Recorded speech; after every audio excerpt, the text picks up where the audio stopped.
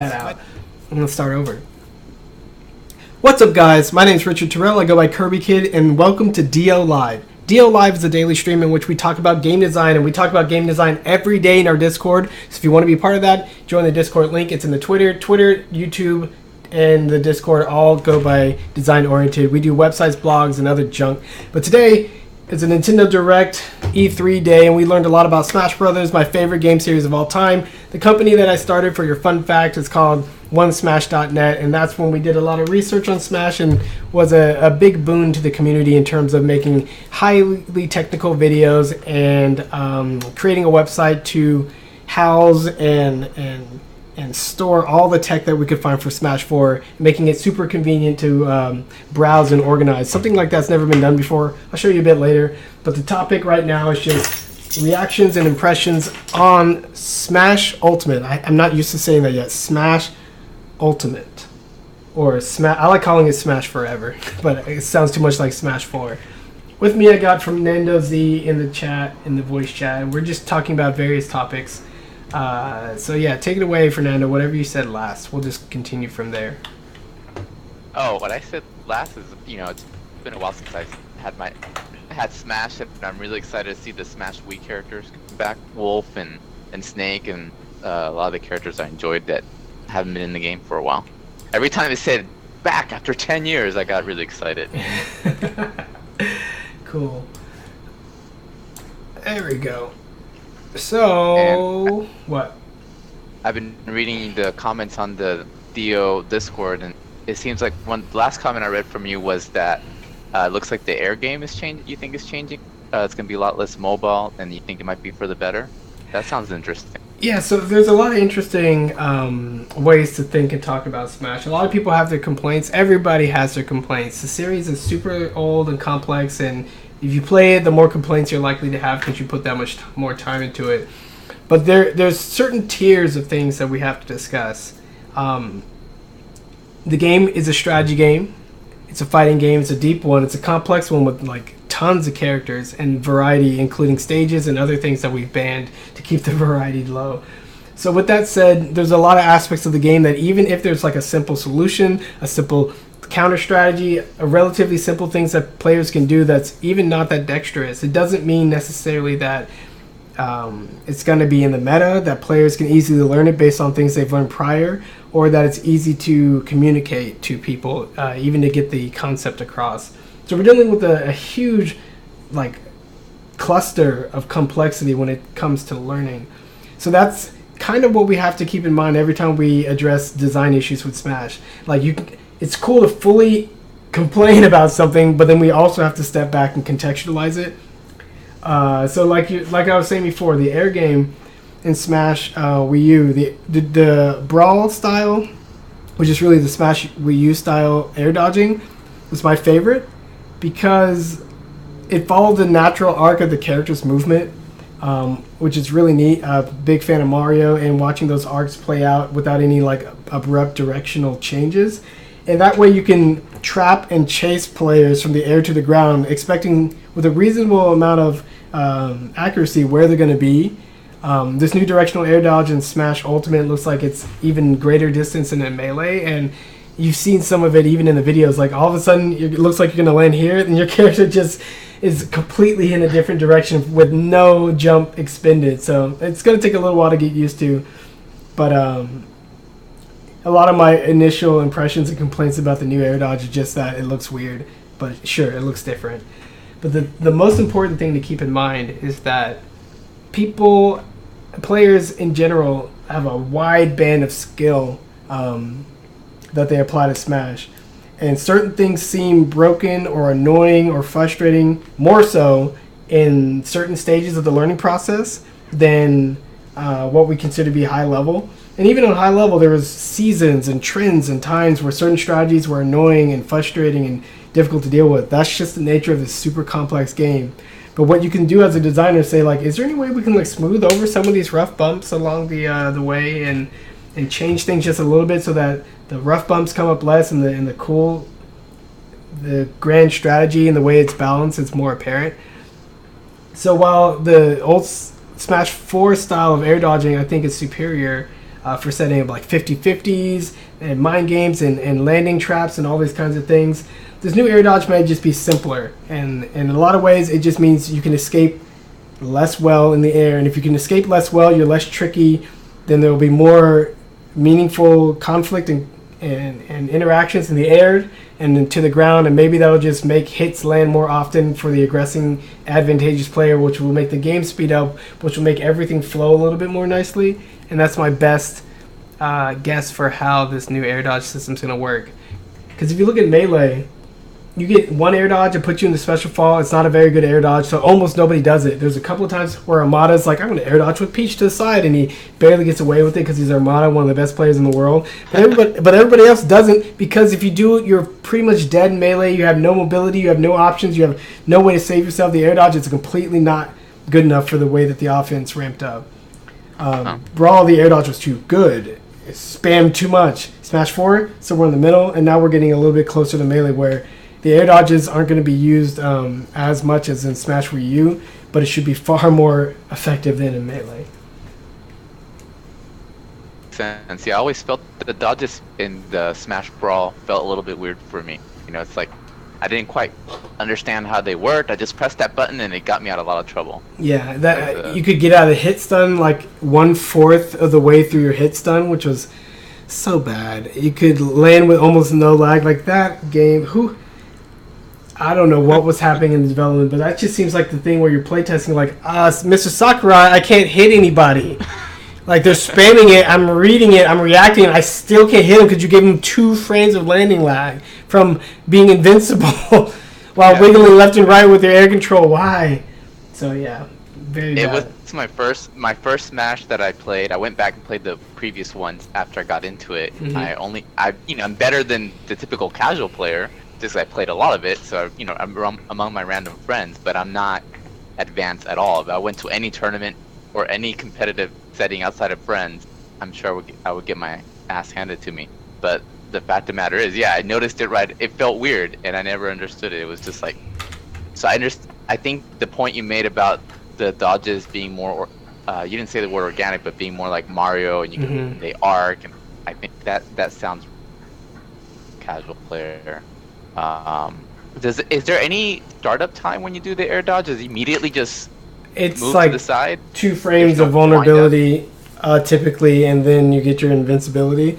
I'm not sure what the new one it's like, but it looks like you move to the side awfully quickly. So even if your first frames are vulnerable, you'll still be moving out of the way of danger. We'll see how that goes.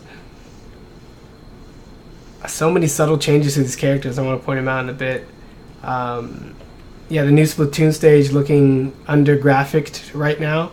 Some of the new stages look beautiful. The redone Jungle Japes and some of the old stages, nice. The redone Pokemon Prisma Tower or whatever from the 3DS version, nice. So when I look at this ugly Splatoon stage, I'm like, these graphics better improve, because this is like dull, matte finish with the garbage. But doesn't it make sense? Like a lot of the nice stages are remakes, so they already had something that they were working on. Oh no, the Pokemon stage was from the 3DS. Or so you, but you still have the concept. So I'm saying the Splatoon is the new characters, the new stage. They're starting from ground zero. The other ones, they're taking existing concept. Even it's from an older game with crappier graphics. So it makes sense that for a game that's not done, that those be further in development. Than the completely new stuff. Yeah, so you can't hit the ground running for something that has to be concepted and then tested and then put through the production pipeline. That makes a lot of sense.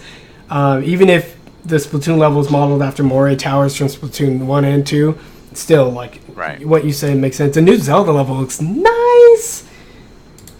And on top of a giant tower, yeah. Nobody broke the tower in the tournament. How did the tournament go? I didn't get a chance to do that. The Zero, the champ from last time, is the champ this time. But it was a cool grand finals because the bracket got reset because one of the best current players was fighting one of our classic best players in Smash Wii U, so it was a lot of fun.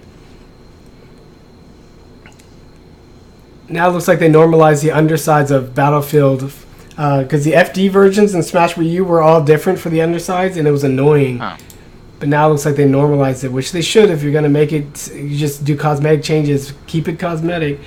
I don't want these slight differences pissing me off again. Okay, new techniques. One thing I thought was interesting, speaking about the dodges one more time, is that you said that you think it might speed up the game. Mm-hmm. But it seems like they also increased the damage percentages, so it seems reasonable that if he's trying to make the 1v1 game go faster, that he would take that into account with the new dodge mechanic. That's so confusing, and I don't know why. I'll get to it in a second. Well, okay, so a lot of people say the new game is faster. It's not faster than Wii U, but when you get launched, instead of, you know, having your hit stop and then kind of smoothly flying and then slowly tapering off with your speed and then recovering, the new game, you just like launch to your final place like super fast, and then you like hover for a bit and then instantly sort of recover. So even if the timing window of you being in hit stun is the same in the new Smash, you spend less time traveling and it's more of a punchy, quick animation. So people feel that and they're like, man, this game's faster. And you're like, well, you are spending less time traveling or something like that. It's weird, but it's pretty much the same effect. You hit someone, you follow up, and you try to catch them when landing, but now there's less like, I'm flying away time, which is pretty cool. Right. I actually meant not faster in terms of the game speed, but faster in terms of the matches ending, taking less time to finish. Yeah, so I think that's one of the big reasons why matches took a while. When you don't hit them with strong enough moves to KO, and only a few of your moves can KO, like your smashes, but they're too risky, you're going to be working people over damage-wise with tilts and grabs and whatever, safer stuff.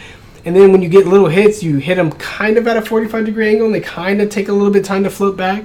So just by changing the knockback, you're increasing the time. And it looks like he took that design philosophy, or just by changing the knockback sort of punchiness, you speed up the game. But it looks like you took that philosophy to the 1v1s and up the damage. But I think that's like a bad move. It seems so stupid.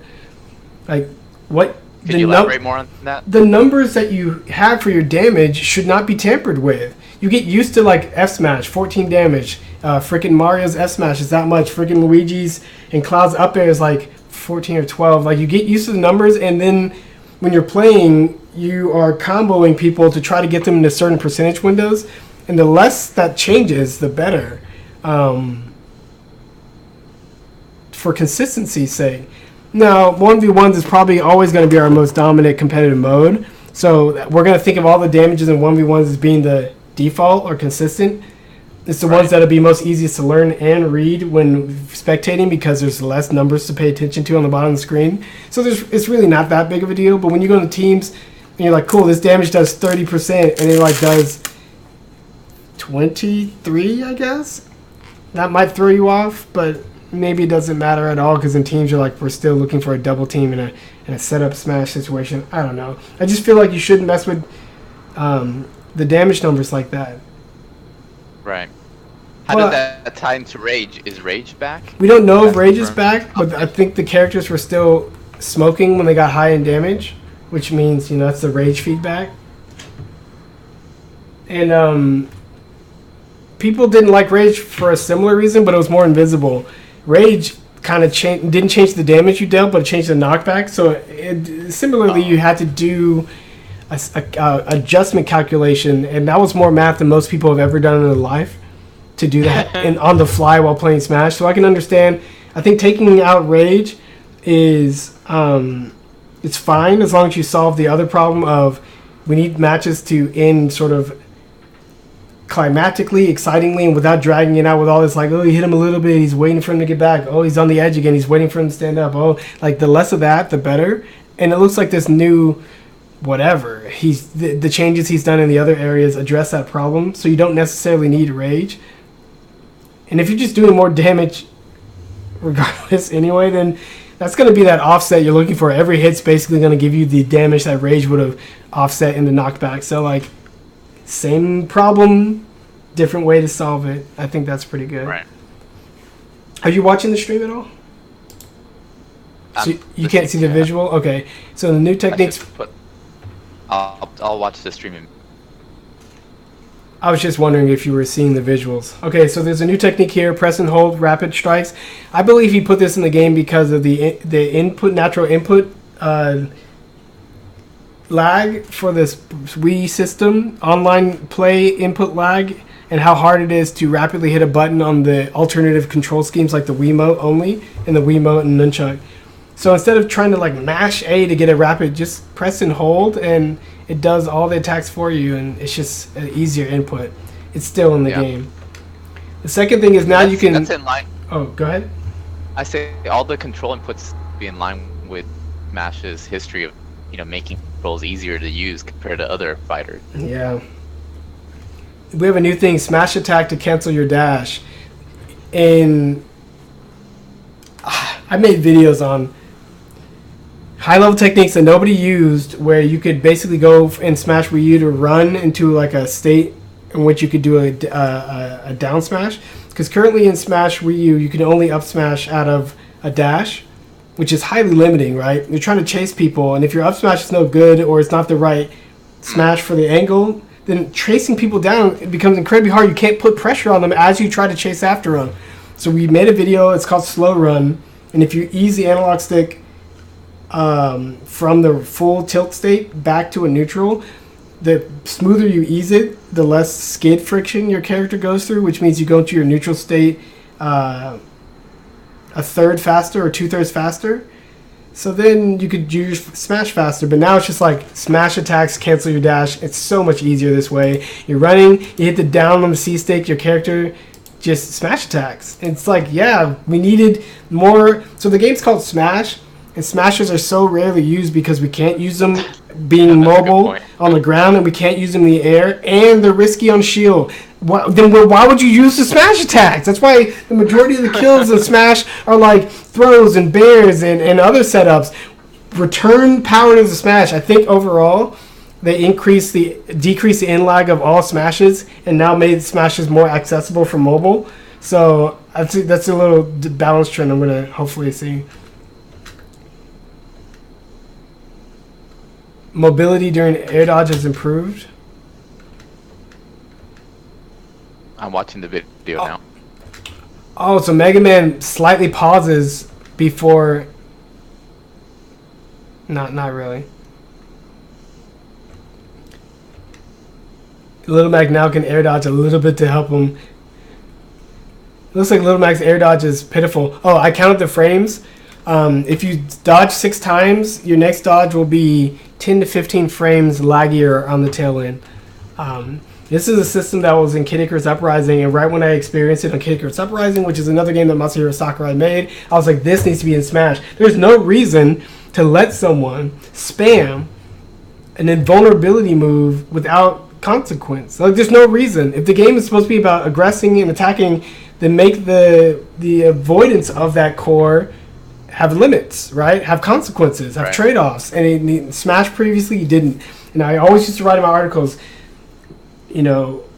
decay dynamics like this are really effective, but for some reason Sakurai just wants to design all of Smash around these undecaying dodge moves. But finally now they decay. It's so good. Just like he added landing lag on the air dodge from Brawl to Wii U, this is another finally, come on. Now I know, so here's what it addresses basically. If someone just spams spot dodge over and over, it's surprisingly hard to hit them if you don't have a move that has an active enough hitbox, and a lot of characters don't unless you jump or whatever, so it's hard. If you just spam rolls, it's hard enough to pin someone down regardless. They're rapidly changing the direction or not changing direction, and because it's harder to run, stop, turn around direction, you can't change as rapidly. So even though they're stuck in these set distances they move, it's hard to stop someone from spamming roll. And it takes a lot of high-level play to basically prove why that's a terrible strategy. But for mid-level people and low-level people, it's a great strategy, and it's annoying, and it's even harder to deal with online. And unfortunately, the way you beat it is, like I said before, they roll towards you. A neutral jump and attack or retreating attack beats it because they roll into you and you hit them. So then the only place they can roll is away, and if they keep rolling away, you corner them, and then they can't roll away, and then finally you've locked them down.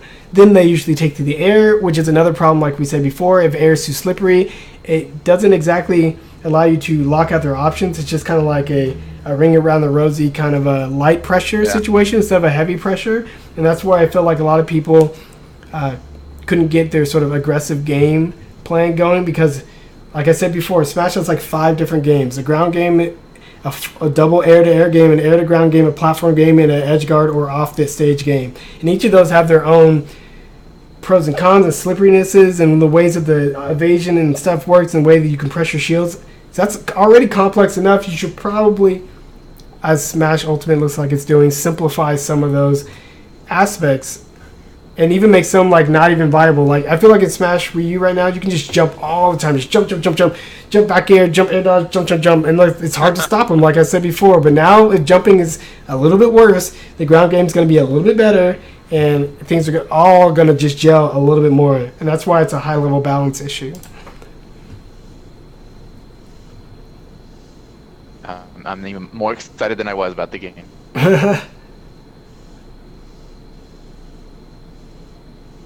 Is the decay on the dodge just immediately after 6, boom, it changes, or is it gradual? I think it's each dodge. You know what? I'm going to count it.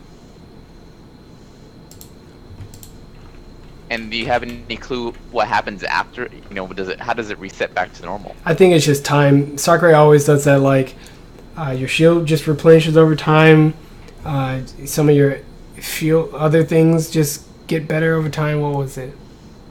Oh, still move only is better when you hit things or you die.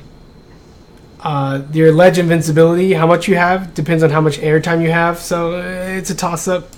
I'd imagine it'd just be with time. But every time you dodge, it's probably, until you fully refresh it, would probably make it worse, I think. It's hard to say. So let me slow down this video to 0.25 time and count the frames.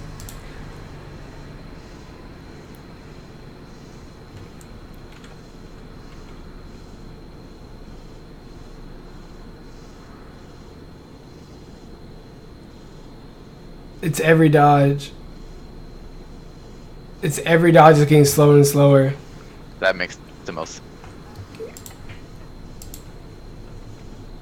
Cool. I think the other important thing to note is when the slow... Your startup frames before you go invincible is shorter, so it's shrinking the invincibility, I think, on both ends, if I'm not mistaken. You get it less fast. Wow. 1, 2, 3, 4. So it's invincible on frame 4 or 3 for Pit's back roll, but the decayed Pit is. Let me see. Decayed Pit is 1, 2, 3, 4, 5, 6, 7, 8 on 8. So like you get less on the front end, and I think less on the back end, or the back end is just slower anyway. So relatively less, and that's how it looks like it is.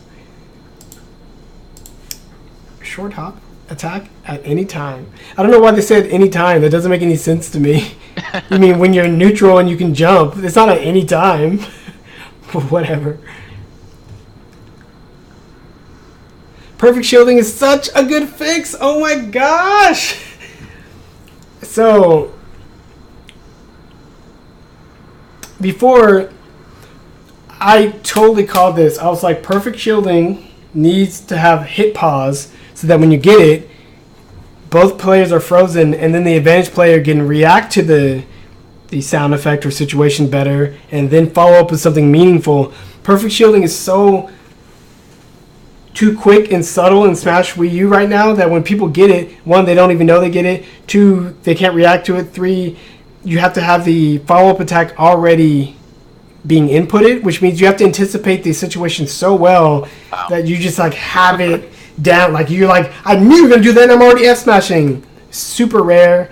One Smash, we developed a whole bunch of techniques called option select, so that people could just sort of package up the beginning, middle, end of that little narrative into little technique packets. But nobody did it because it was too complicated, and very few did it. Like the Buzz did a few. Kong did a few. One of the Luigi players. Elegant does a couple, I think, option selects. Puyo did it when he was playing Luigi once in a Xanadu up in New York. Void, the Sheik player, did a few, I think, and not a lot more examples beyond that. I talked to a lot of these players. I say, hey, I think you could really use this tech. If you want me to explain it or whatever, I'll do it. And I've been to their streams and I've talked to them about it. I know the tech in and out because, One Smash Lab did.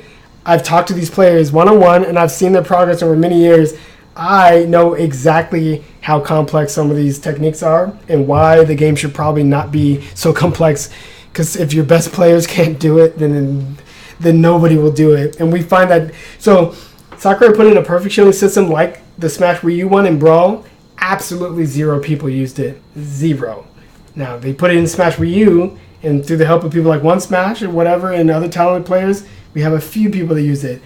This should increase that number even further, because why have it in the game if nobody can use it or understand it? So the thing was, shielding, when you bring it up in Smash, even if you tap it, is 17 frames total. It starts on frame 1. You have 10 frames of active shield time, and then 7 frames of the character putting the shield down like that, even if you just tap it. What Perfect Shielding did was, if you put the shield up in the first 3 frames of an attack, or for the first 3 frames of the shield, if attack hits it, you Perfect Shield it. And then if you let go of the shield button, you cut off the dropping the shield animation, and you can go directly into an attack, basically 7 frames faster at least. So that means if a player was just could barely hit you in shield in time, if you Perfect Shield it, you can basically hit them with a smash attack that it starts in roughly 10 frames, which is crazy. You were safe, now you're smashed. That's a crazy sort of benefit that you gain from Perfect Shielding. But nobody could do it because all of our shielding habits were holding these buttons, and nobody could quite realize you have to anticipate it, hit it, and get off of it, and then do your next move, and they could never quite do both. So now, what an elegant solution. You're holding shield already, and everybody knows how to do that. But right when you let go of the shield, if you do it within 3 frames of the attack hitting your shield, it's Perfect Shield. He added the new hit pause that I suggested, and then since you were letting go of shield anyway, and you weren't rolling and you weren't spot dodging, you were probably going to do a counterattack, right? Or jump. Right. So now the whole sort of... The new design intuitively synergizes with how people were inputting and playing and thinking about these situations already, and I'm looking so forward to people actually Perfect Shielding. Yeah, it's really clever when you break it down like that, to have it do it on release. Yeah, and then, it solves so many problems. Parrying, one of the most iconic parrying fighting games on the planet. Let me see if I can pull up more videos of this. Had anybody suggested doing Perfect Shield on release? What did I suggest? No, not me. I just suggested to add the pause. And he said before, if you could Perfect Shield while putting your shield up, and if you miss the window, you shield. He's like, that doesn't have any risks to it. So you do it on release, and it adds risk. Sure, that's probably better in the long run, but nobody was using it. I think it's just more intuitive. And because it's more intuitive, it has less to do with the risk and more to do with people are going to like this. Third strike, parry. It flows into it. I see regular players are going to pick this up, be able to do it, especially with the hit pause, and learn it early on. They're going to be able to do it. It flows into their next attack, which is what they're planning on doing anyways. Yeah. It makes a whole lot of sense. Get this ad out of here. So I'm going to show a video, some clips of Third Strike real quick, parrying in the background. But parrying in Third Strike, you have to hit forward, which is basically no defense, and you put yourself into the danger by walking your face into it. But if you do it right before the incoming attack, it auto parries. So it's on a natural, risky thing, here I come. So if you're boldly risking yourself forward, that's a cool, easy way to say no one would have risked this unintentionally. Therefore, we're going to put your parry input here. There's other types of parries in Third Strike, but to block a low, to parry a low, you have to hit down. So you can't just guess. You can't pick one option that covers both. You have to be you're either going to go high or you're either going to go low. And getting even that 50-50 read is so hard. You got to be totally in the moment and totally feeling your opponent.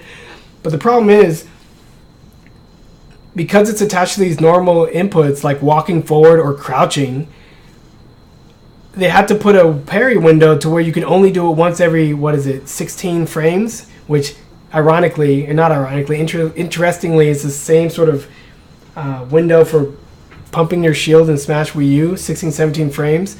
So you can't just like tap forward, tap and try to get a parry. You can only go tap like that, and that's still risky. They had to add that because parrying was too strong and would otherwise be too accidental and too easy or whatever. Other games like Yagatarasu, which is inspired by Third Strike, had to add all these like conditions and special like rules around parrying just to make sure that you couldn't spam it, but it's still effective, but not too effective, right? But Smash Brothers, I think, is the most elegant system of them all. You're already shielding, and then the parry essentially is a deflect. It's a defensive maneuver that you turn to an offensive maneuver. So showing your defense first by shielding in Smash Brothers Ultimate like this, and then shrugging it off with anticipatory timing is the parry. Like, that is what it is. You're like up, down, like block and push. You can push their, like in Taekwondo and karate and stuff, they teach you these basic blocks, and you're supposed to like push down or redirect their straightforward punch away from yourself. That's pretty much what this is. And then they changed the animations to reflect that. But I feel like this design is one of the most elegant parry system designs ever. I think you're right. Without having like a specific, this is my parry button, right? Or something really sort of straightforward like that.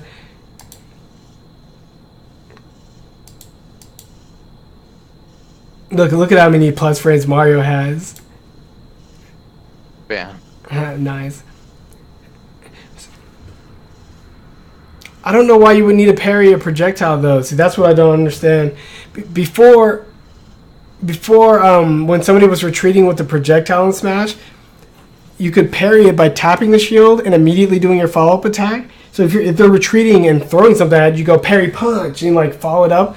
But now if you need at least 10 frames of the shield coming up before you can drop shield and parry it, it'd be a little harder to do that. Maybe for the better, since a lot of projectiles were perfect shielded anyway. And maybe if you're dashing, when you activate your shield, you'll slide into it anyway, so you're not losing that distance you would have made up. So maybe it'll work itself out.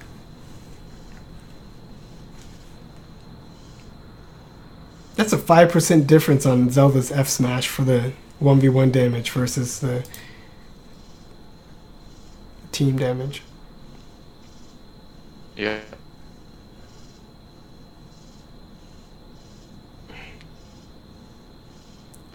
Yeah, so I don't have any good footage of the air dodges right now. The Smash website has a bunch of characters we could look at, but essentially, whatever questions you have, whatever things pop into your mind, the ledge is still the same, it looks like. Ledge grabbing works the same as you get one grab of invincibility, and then the second time you grab it without touching the stage, you don't get it.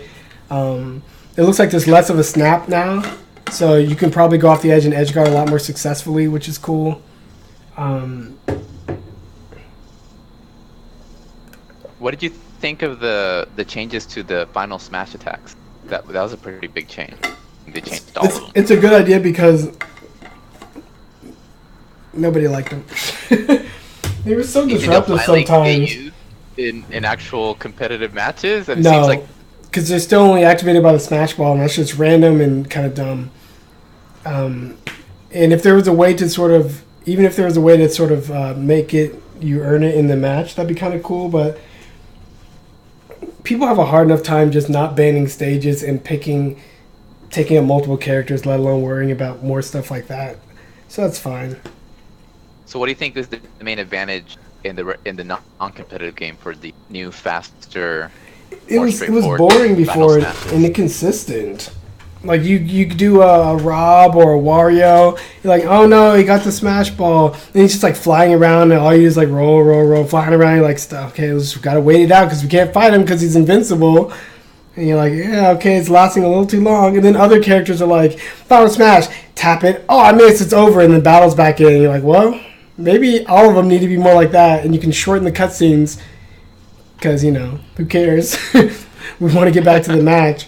So making them all fast is probably really... Oh, I need to put up the chat because I didn't pop it out. Are you happy that they're in the game at all? they're fun in free for all and in some of the more casual, crazy modes. I used to go to GC and volunteer, and we had Smash set up in the lounge, and we played 8-player, and like getting a Smash Ball is hilarious. It's so funny. And like the fact that Marth killed himself by sort of doing the rush attack to the blast zone. I can't believe they still let Marth kill himself. They let Pac-Man warp from side to side on his new Final Smash. They let Game & Watch grab people with his octopus tentacles and fly across the screen and then go back safely, but they still let Marth kill himself. Okay. That's fine by me. Yeah, just streamlining. So like the fact that Sakurai made the knockback punchier and faster, it's just a universal design philosophy you're going to see within your whole game, I think. Just like quit letting people waste their time or wait too long. I think one good thing about this game is that it seems like he's had a lot more time to put into design, like refining design, instead of worrying about making humongous changes to other aspects of the game. Yeah, it looks like there's no custom moves, and the Mii fighters, he just normalized their height and gave them like their own more unique moveset instead of relying on the customization. And it looks like even though you can make a figure fighter with the amiibos, it looks like he took out the itemization stuff. Right now I'm showing the website, One Smash. Yep. And I did a filter for Kirby. So this is an example of all the tech. We had this database here. And you can go to the dojo, which is what we're on. You can look at Kirby's frame data right here. And what's cool about the frame data is you can kind of specify in the search that you want to do only like up smashes or only tilts and different things like that. And it'll show you all the frame data for either all the characters or all the filters that you just put in. We have a list of techniques that we collected here. This list doesn't like to load the YouTube videos until I do this, which is a broken website. But here's how the Smash Dojo works. It's a website we built with One Smash. And then we took every tech video, RCO lag, platform cancels, tech wall jump trick from the Beefy Smash dudes, ground spike canceling, which I've only seen a few times in tournament and I've never been able to do myself. Like every tech in the game has a name, has a description, has a video, hopefully, and it has a number. And the cool part about this is you could take these numbers and be like, oh, like how useful is this Tech 148? And you go back into your search, and then in your keyword, you type in 148. I don't think we have any examples for that one. And then you can see all the examples of that tech being used in like real examples, right? And that was supposed to be the whole idea. Like, people submit tech, with this submit button. They get to filter and search for it, and then they learn more about the game. They don't forget things. Like, try to keep it all in your head, you'll forget it. Even as a community, you'll forget things. And this was just supposed to be a way to chronicle the history.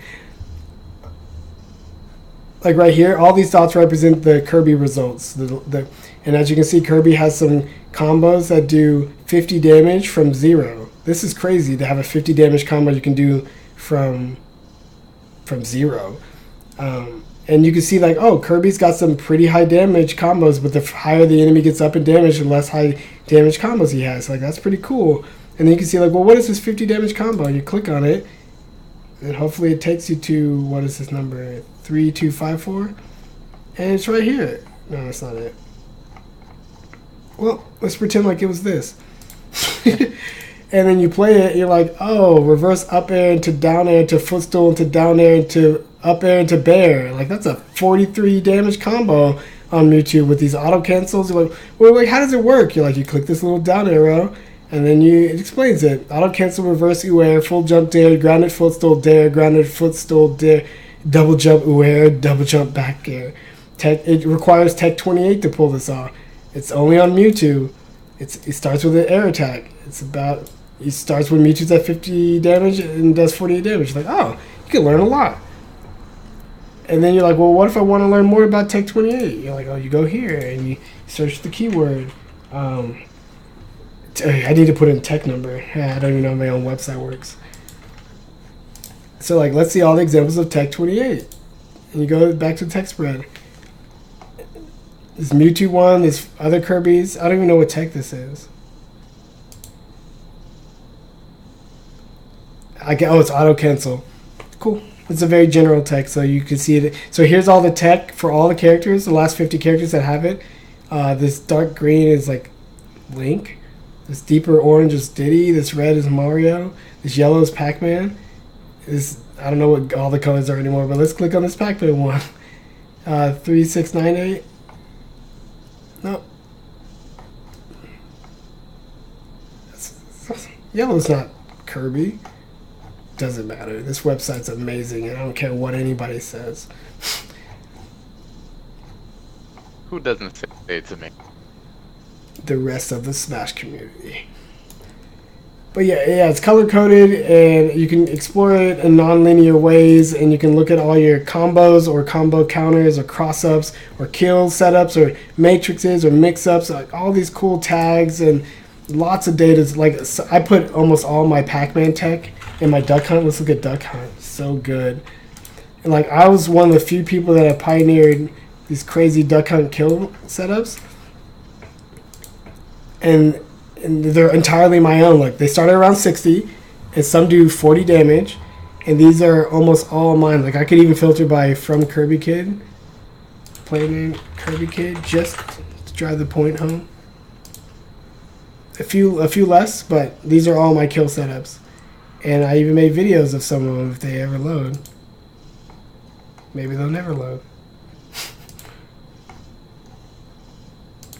Here we go. I wonder how Sakurai keep track of the game. Is it all in his head, or does he have some elaborate system that he uses track of it? Does he just look at the code? What does he use? I mean, he doesn't know these combos, and he doesn't play like this, and he can't really. No. Obviously not the combos. I mean the actual game design itself. It's Excel with lots of spreadsheet tracker everything. It's really interesting to see. I would like to know if he has an Excel sheet.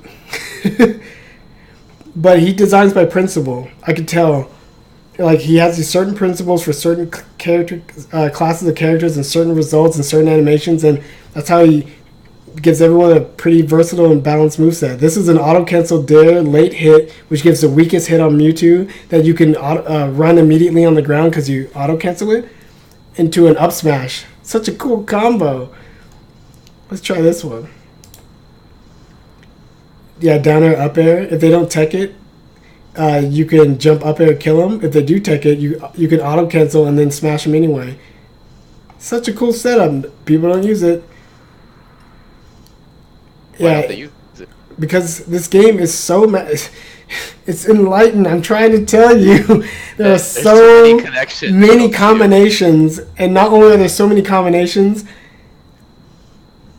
to even parse and understand and experiment and explore those areas, you have to be committed to a certain kind of way of getting to combinations. So it's like 2 or 3 steps removed. 1, almost nobody plays Duck Hunt. 2, each of them have their own individualized style. 3, they don't really share data because there's not a lot of them. So they have to just do it in their own way based on the people in their own region. 3, there's not a lot of good tools for sharing tech. Like, there's dedicated Discords and websites like Smashboards, but it's a weird world. Like, 4, a lot of people don't understand the game in the same way. Like, I understand Smash based on design principles, and that's why I can find these things and just pick any move and be like, wait a minute, I think this is a hidden potential, and create crazy things like this. People aren't even using their gunman to freaking react and do the appropriate kill move. You throw the gunman out. Are you seeing this? Because I'm gonna. Yeah, I'm seeing it. Okay. I'm seeing it. You throw the gunman out, and he has 5 different variants. They each have different ranges, different amounts of hit stuns, and hit the opponent different ways. But right when you throw it out, you can be like, "Oh, short fat gunman. He's going more vertical," and then you can just, on reaction, you can run up shield, and on reaction, if it hits your opponent, kill him. Duck Hunts don't do this, and it's kind of like, why are there so many different martial arts schools in the world? Well, that's because a martial arts style is not just the moves you do, but it's the methodology that you think and the methods that you train to refine those ways of thinking. So it's not just a matter of seeing this and going, oh, of course, I've been missing this. You have to think differently to even begin to get close to this. And that's why Smash is one, a super complex game and an amazing game and a strategy game, and one that's probably too complex. Is another one of my favorites. It's the same late hit neutral air into kill move, but this time you do it air to air, which is hilarious. I have to go. I just got a call from the front desk. No worries. Thanks for joining us, Fernando. Hey, it was fun. I'll catch the rest of the stream later. Bye. Cool. I'm going to keep clicking on duck hunt kill setups because I love them. I'm done clicking on duck hunt kill setups. But yeah, so this is one Smash. You can go to it anytime you want. If you do visit it, let me know what you think, because it's an old project, a labor of love, and it helped me. We had a lot of help with it. Marcus helped me do the database. Dedicated Smashers, fans have helped input tech, and I have a friend named Greg who programmed the whole thing. I kept saying like more and more cool features, and he got pretty much every feature that I wanted. So shout outs to Greg. And the stuff like this that helped me understand the design and the inspiration for my own game that I worked on the last year and a half, which I haven't done a video on. I'll probably do it soon, but yeah, Smash Brothers, more Smash Brothers. What can I do? What can I show?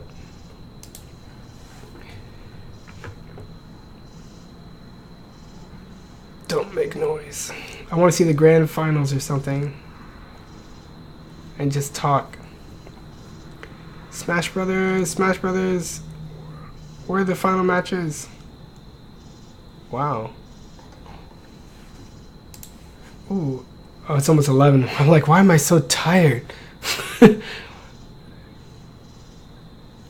Well, maybe that's as good as time as any to stop talking about Smash Brothers. Ooh, Smash Brothers.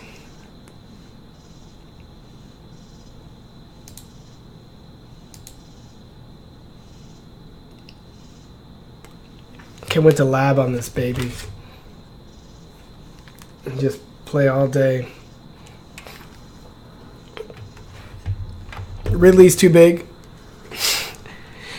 There's a subtle, but I'll do another video maybe tomorrow. A bunch of subtle changes that they made to every character based on their tiny little character reveal video. But Pac-Man is looking fresh. They fixed his up tilt. They added new dynamic interactive elements to his trampoline. You can now punch the water, which is probably cool. Less annoying than shielding and getting blown across the stage all the time. Now there's actual direct interplay.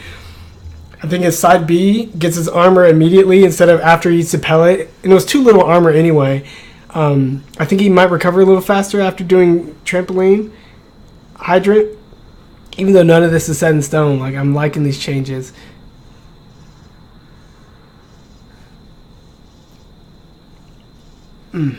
Smash Brothers.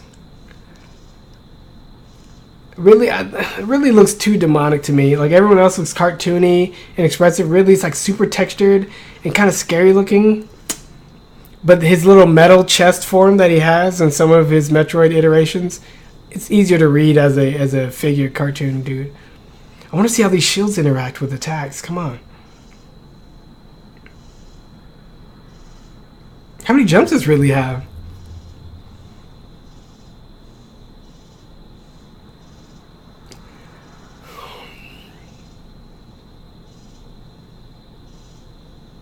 Ouch. This is probably too much for my computer right now. Let's go to 4.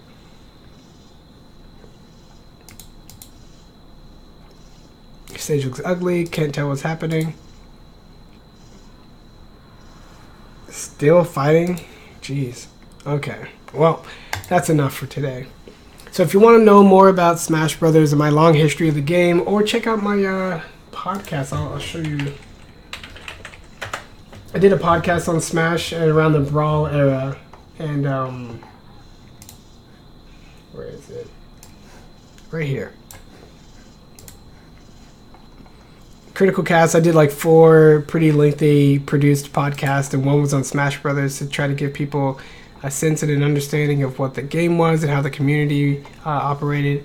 So here's the episode right here, Smash Brothers. You can take a listen to that if you're super curious about how it works. I've written about this game a ton across my blog and just about everything else I touch. This is me from like 2006. A long time ago. It was my brother and old Smash buddies that we had. Yeah, there's additional reading on Smash Brothers that I did. Cool credits for people that I did interviews of. Yeah, I've been with Smash Brothers a long time, done a lot of Smash projects. So if you have any questions or want to know more specific feedback on Smash Ultimate, there'll probably be another stream, but get your questions to me. In the meantime, peace, guys.